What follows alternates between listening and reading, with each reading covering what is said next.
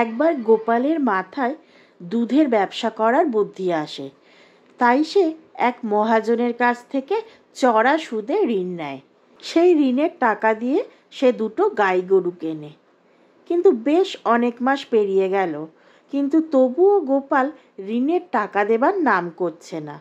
তাই মহাজন দুটো গরুই তুলে নিয়ে চলে গেল। বাড়ি ফিরে এসে গোপাল খুব চিন্তিত মনে বসে পড়ল।